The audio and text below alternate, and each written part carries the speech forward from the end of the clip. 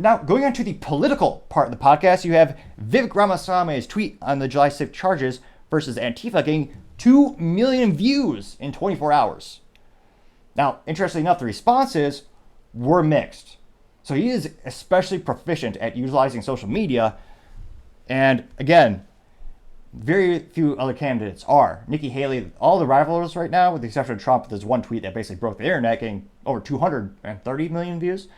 It's one of those instances where the competition is not getting a fraction of these views. And again, part of politics and part of the game of chess of politics is name recognition. Because as ridiculous and stupid as it sounds, Americans actually vote. I'm sure other countries do this as well. They'll vote on name recognition. And I've talked to people where I've asked them, what's the specific policy you like of this candidate? Why do they deserve your vote? And they just go, meh, I'd like to get a beer with him. I'm like, yeah, I bet you get Bud Light. Huh? See what I did there? But nevertheless, his tweet got 2 million views and 26.6 thousand likes. So not the worst ratio, 1.33%. And as I pull it up here really quick, let's see here. This is actually just a text tweet, interestingly enough. So this is him responding to someone. Now, the original tweet, this is from someone named Savannah Hernandez. She said, quote, Enrique Tarrio sentenced 22 years despite not even being in D.C. on January 6th. Joe Briggs sentenced 17 years for shaking a Capitol fence on January 6th. Proud Boys convicted of conspiracy despite the court admitting they had no plan to storm the Capitol. 4 known suicides of peaceful January 6th defendants after feds targeted and threatened them with jail time. American homes still being raided in 2023 for peacefully walking around the Capitol on January 6, 2021.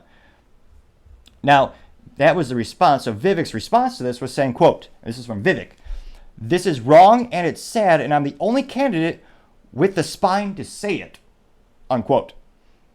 And again, it went viral. I mean, 2 million? That is astronomically successful. Now, a lot of people are noting the discrepancies in the justice system, which he does dive into in a separate tweet. But in this case, a lot of people are being charged. And actually, thanks to Tucker Carlson, we actually have video evidence of the whole January 6th scenario. And there's a lot of conspiracies on, who was on the ground, were there feds there, which is a pejorative term for people who work in the federal government.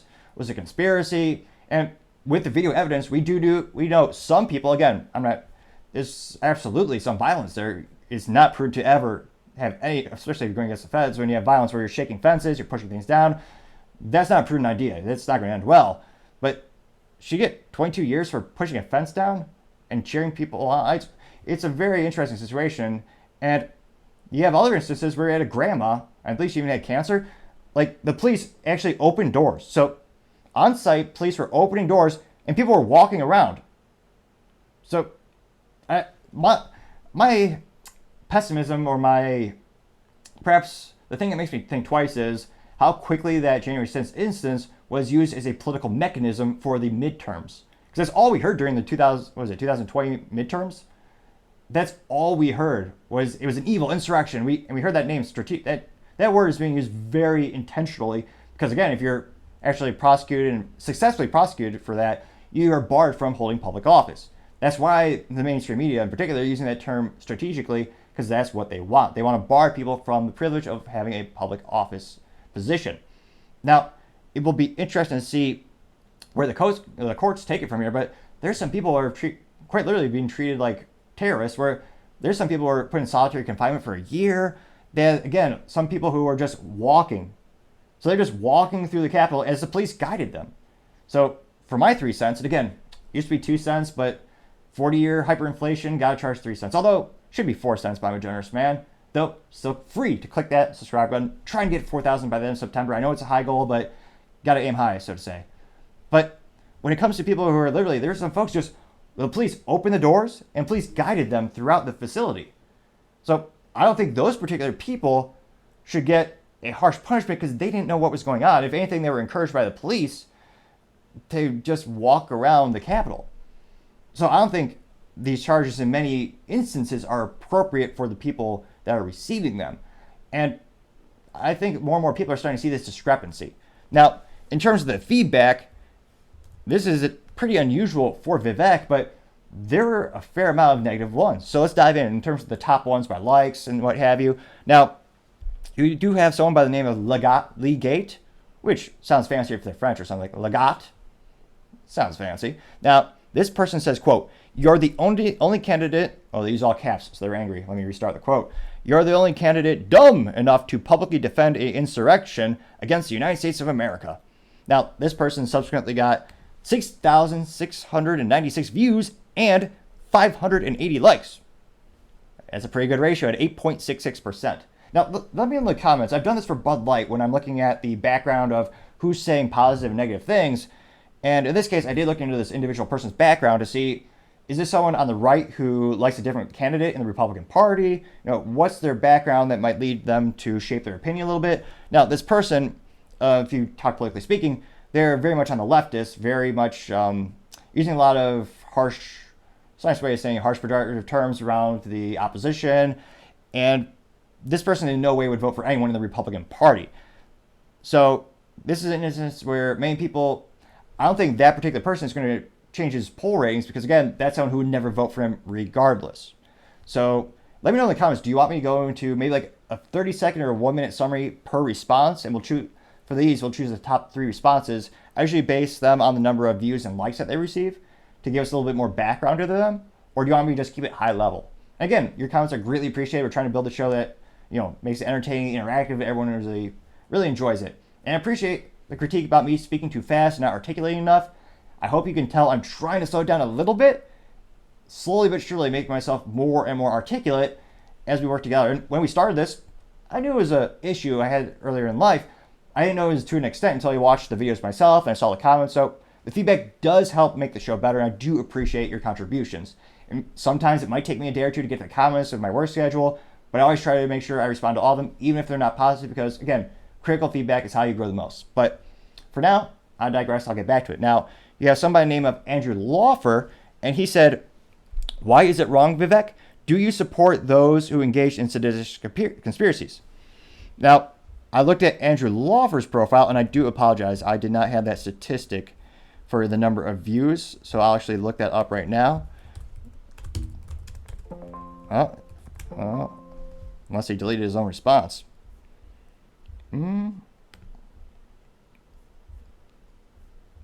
Oh, maybe he did. Maybe I changed his response? Or his boss made him delete it? Interesting. Did he get rid of his own response? Yeah, L-A-U, let me control paste that, Andrew, L-A-U-F-E-R. Oh, he's got a blue check mark saying he's legit. Just like me. Well, let's see here. Repost. Where is his replies? Real time research right here.